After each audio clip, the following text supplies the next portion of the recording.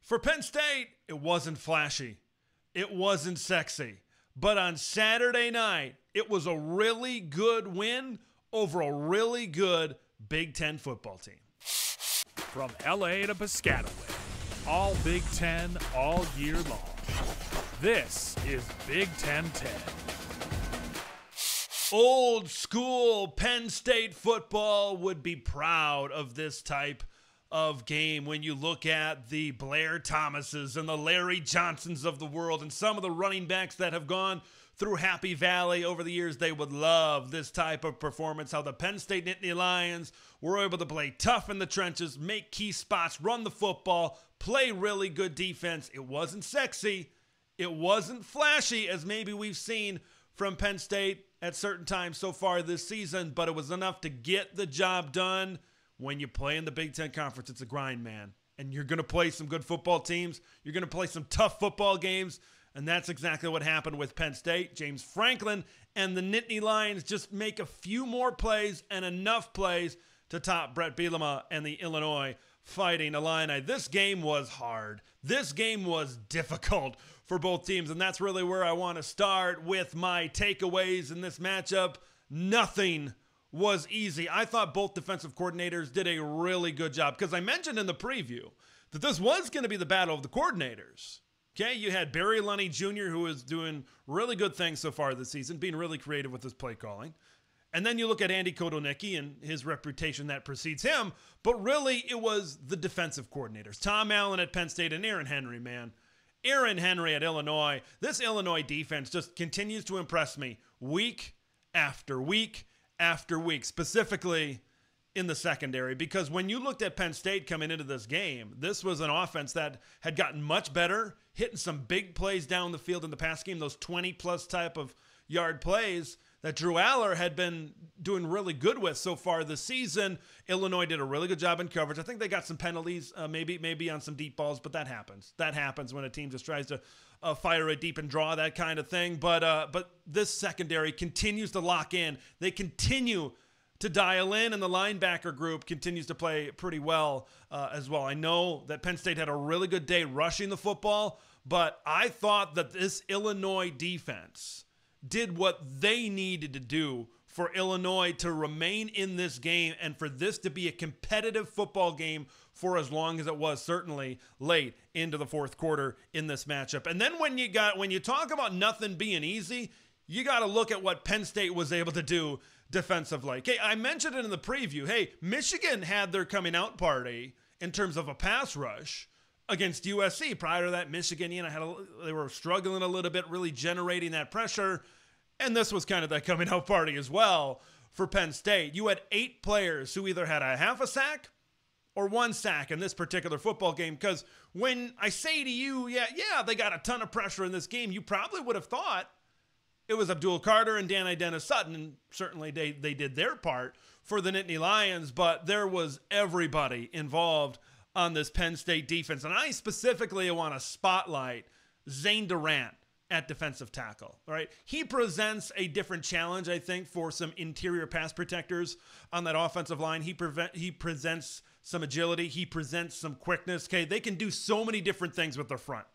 Like, there were times when we got into the second half, and I remember seeing this seem very consistently. Maybe it was play after play, maybe it was just a handful of plays, whatever it was. But it seemed like it was happening a lot where they would just line up 5 guys on the line of scrimmage. They would just stack the line of scrimmage with guys.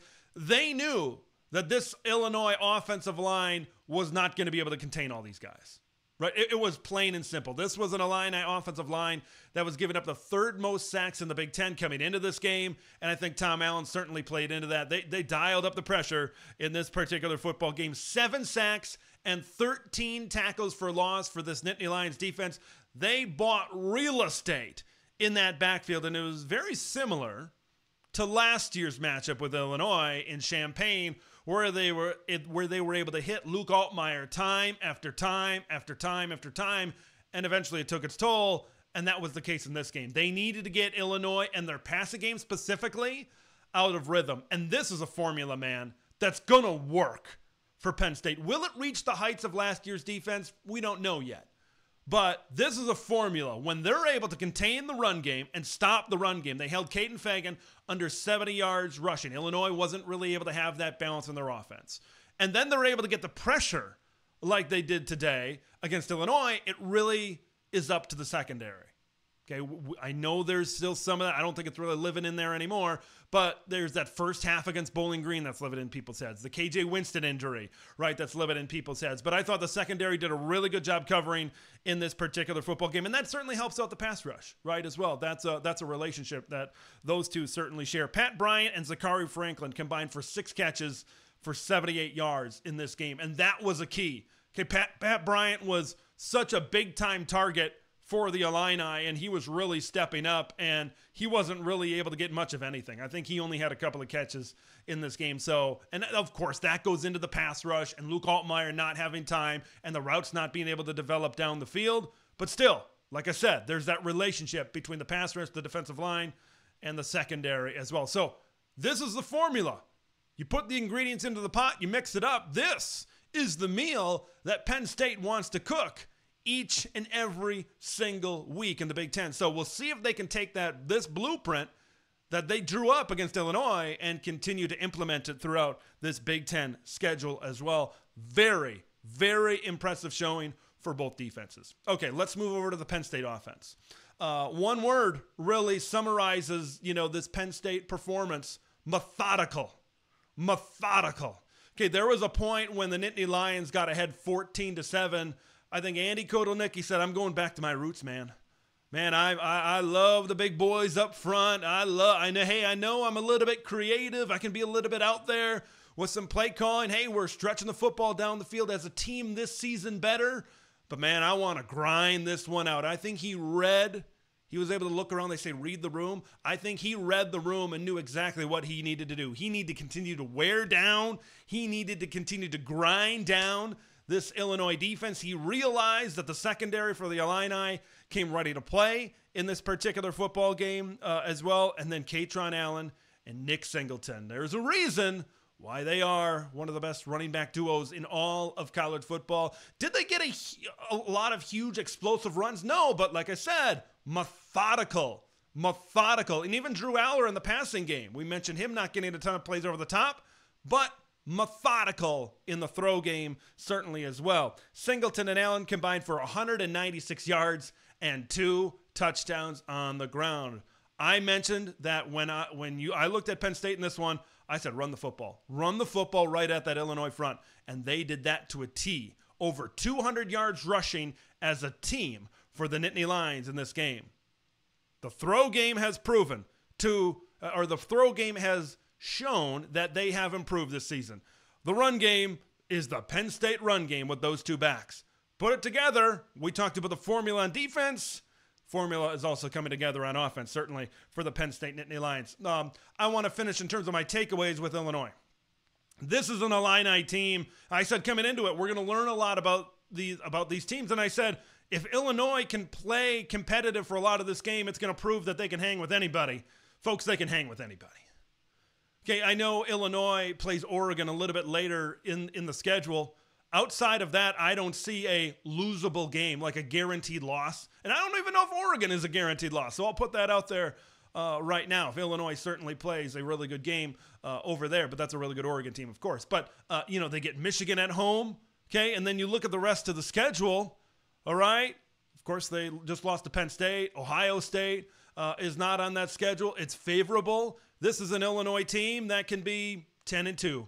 This is an Illinois team that can be 9-3, right?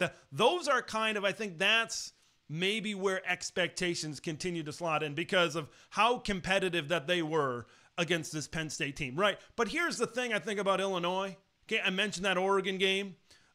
They don't have the top-end talent, right? Even if you look at this game against Penn State has top-end talent. Their running backs are top-end talent. Their defensive line is top-end talent. Sometimes Drew Aller can be a top-end talent as well if everything kind of shakes out that way. But I just don't think Illinois has those types of guys. I think they have really good talent. I just don't know if they have great to elite talent when you compare them to the rest of the Big Ten right now. But if this team continues to play sound, if this team continues to play smart, they're going to be competitive in a lot of college football games this season. A Brett Bielema style and what he preaches can go a long way to having a very successful football team. But you got to imagine everybody knows how good Illinois is. They're going to be getting a lot of teams' best shots, I think, here down the stretch, certainly in this schedule. All right, we're going to wrap things up. Maybe talking about some quarterbacks. You know, Drew Aller, 15 of 21, 135 yards. We talked about it last season and his ability to protect the football, not turning the football over against an advantageous Illinois defense. I would maybe chalk that up as a little victory, certainly, in this one for the Penn State Nittany Lions as well. Luke Altmaier, 16 of 25, 185 yards through the air. But, man, that interception was so crucial. At that fourth down, if they're able to convert that, maybe it's a touchdown a little bit later on in the drive, and maybe we're talking about maybe a little bit of a different result in this particular football game. But certainly I thought he played very, very well for the most part in this game, considering how much he was getting hit. For him to pop back up and continue to make some plays down the stretch, I thought Luke continues to establish himself, I think, as a top 5 quarterback, certainly in the Big Ten Conference right now. Tyler Warren, man, he is becoming my favorite player, maybe in the Big Ten Conference right now. I mean, I grew up playing tight end and defensive end, right? So those positions I generally gravitate to, but he can do so many things. He can line up out wide. He can line up in the slot. He can line up at the tight end position. He's a matchup nightmare and a mismatch for a lot of guys who are covering him back there in the secondary in the passing game. And then I love the packages that Andy Kotelnicki. This was kind of why you brought in Andy, to get some of this creativity. And when they line Tyler Warren up at quarterback, it's so fun to watch. It's so fun to watch him run downhill, lower the shoulder, and get those tough yards. Hey, he can even throw the football as well. I love players that can do a lot of different things. And nobody maybe in college football outside of Travis Hunter maybe does more than Tyler Warren right now. It's so fun to watch him play. It's so fun to watch him play the game of football. Penn State ran the ball really well. They played really good defense. That's usually a formula to winning in the Big Ten Conference. Big win for Penn State. Illinois was very, very tough and very, very competitive in this particular football game. I want to hear your thoughts. All things Penn State, Illinois. Leave it in the comments below. I'm Big Ten Ted. We will see you in the next one. Thanks for watching Big Ten Ted, where it's all Big Ten all year long. Make sure to like the video to spread the word of Big Ten Ted to the masses, and subscribe to the channel for updates on Big Ten content that drops every day.